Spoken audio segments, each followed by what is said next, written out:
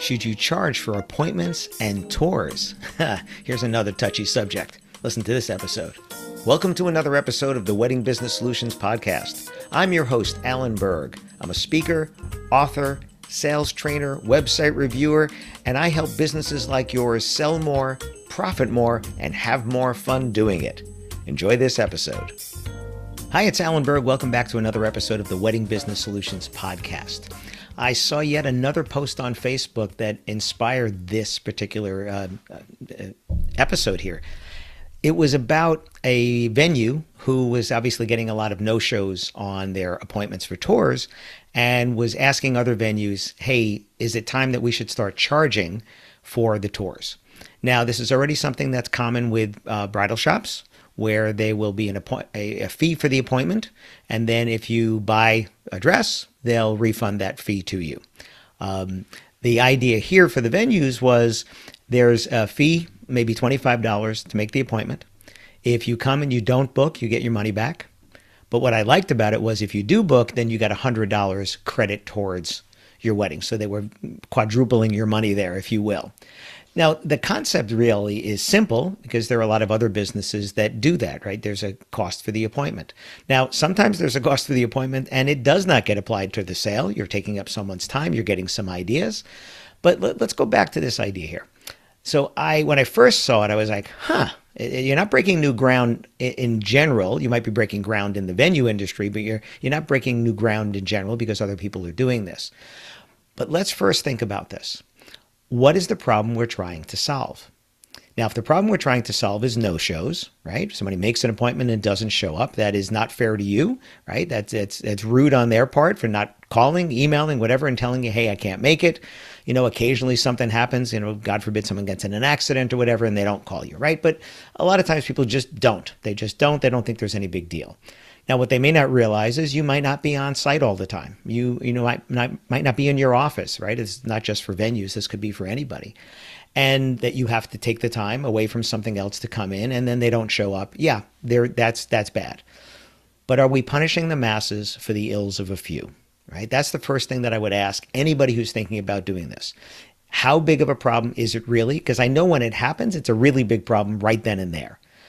Is it always a problem? Are we punishing everyone? Because what's the negative of this? The negative is you could miss out on a really good prospect who says, you know what? I'm not going to pay to go see your venue or to come meet with you when somebody else is not going to charge me, right? And they might have the budget for what you do. They might like your style. They might like everything about what they saw. And then the record scratch moment, no, I'm not going to pay you to come and make that appointment. So are we potentially losing more business than we're gaining? That would be the first thing I'm asking.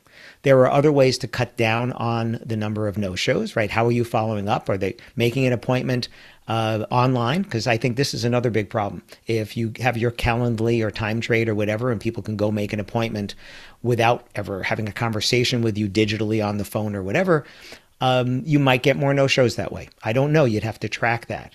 But there wasn't as much of the same commitment, whereas they had a conversation and now they're interested in coming and seeing. They may not feel quite as obligated because they just clicked the button, made an appointment, and that was it. So how are you following up? If they make the appointment the day before, okay, maybe you don't necessarily have to follow up. But the other day I had an appointment with someone for a Zoom call.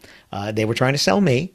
And I got probably 4 or 5 follow-ups within a few days about this appointment. To me, it was a little overkill. It seems like a little overkill, but I certainly did know about the appointment and it was in my calendar and it was really hard for me to have missed that. And they were giving me every opportunity to say I can't make it. So here's what I would say if you want to consider this. All right, let me just go back to the venue that's thinking about this. So Corbin Mock, you're the one that made this post on Facebook. Here's what I would do. If you want to try this, I would explain why you're doing it. I would have a description there and say, we would love you to come out and see our venue. Unfortunately, some people have not been courteous in getting back to us and saying they couldn't make their appointments, so we've had a lot of no-shows. So here's what we're going to do. We're going to have a $25 deposit, and then if you come and don't like our venue and you decide not to book us, you're going to get your money back on the spot.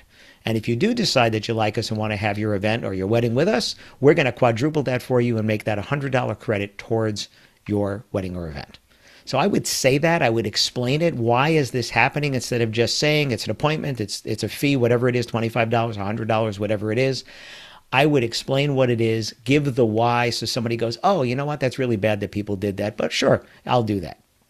Now, you still might have no-shows, but you have their $25, which to me is not enough money for a no-show, because how much time did you waste there?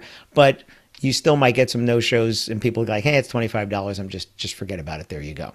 So I would do the explanation there. But let's first make sure that we're not punishing everybody because some people did bad things and you're just feeling the pinch of that.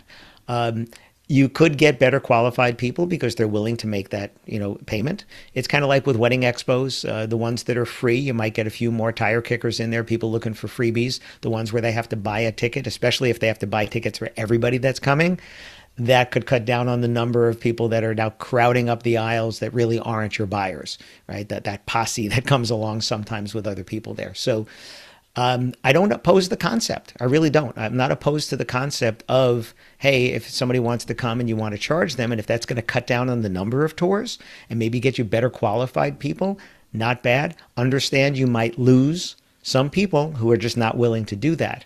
And then again, what you'd have to think here is, if you can fill your calendar doing it that way, having the charge for the appointment, having people pay and then getting their money back, or getting, either just their money applied towards the wedding or event, or maybe in this case, it was 4 times your money going towards that. If you want to try that, I think it's fine. And if you can fill your calendar that way, don't worry about the business you lose.